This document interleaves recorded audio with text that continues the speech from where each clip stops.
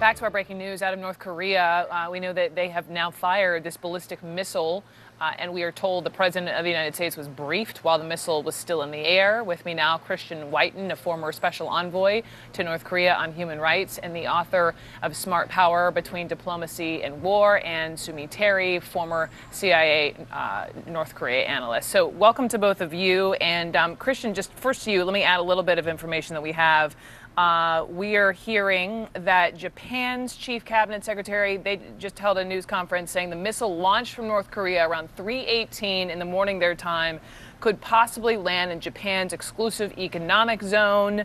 And again, the word out of the Pentagon calling it probable missile launch. It had been mighty quiet in North Korea the last couple of months. What do you make of this? It had. Whenever there's a change in North Korea, you sort of have to ask if there's a political element to the schedule or is just the result of ongoing developments. It was just their time in a schedule to test a new weapon as they work toward their goal of a ICBM that can deliver a warhead and a reentry vehicle reliably to North America. Politically, this comes on the tails of the U.S. designating North Korea as a state sponsor of terrorism, a designation that was dropped in the Bush administration, and other condemnatory actions against North Korea. So there have been some recent political developments. It'll be interesting to see whether that warhead, if it splashed in Japan's exclusive economic zone, whether it was on the east or west side of Japan, which will determine whether it overflew Japan. These early indications, the fact that the president was briefed about the missile launch while the missile launch was still underway reportedly implies that it was perhaps a fairly significant and long-running, not just a short-range ballistic missile, but in fact something that had some distance to it. Mm-hmm. Sumi, to you, I was talking to some of our correspondents in the region who cover this all the time, and they were making this point about the timing of this. When you look back on the calendar where they were launching, a variety of missiles, mostly after dawn, and this was, in the middle of the night, 3:15 in the morning, it doesn't fit the pattern from what we had seen. What do you think? Well, that's unusual. They shot this off in the middle of the night. Maybe they were worried about intercept.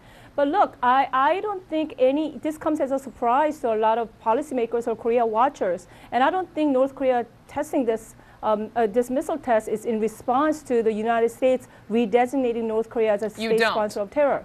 No, I don't. North Korea was going to do this anyway. I never bought this argument that North Korea was, they were trying to get back to negotiation, or this lull in testing, and this is 20th missile test this year.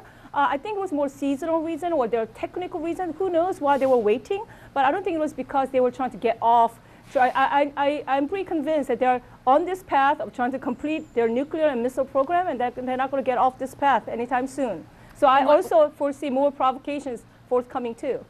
And just staying with you, Sumi, what about the fact, if in fact this lands in the Japan's exclusive economic zone? We know that there had been threats of targeting the U.S. territory of Guam if it took a different trajectory and was around the Japanese waters, and we don't know if it will have overflown Japan.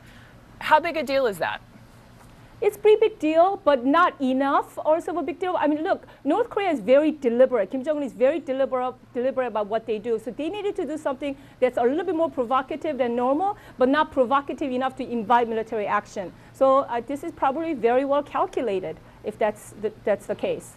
Okay, Sumi and Christian, thank you so much on that. We'll keep an eye on that story as it continues to develop here.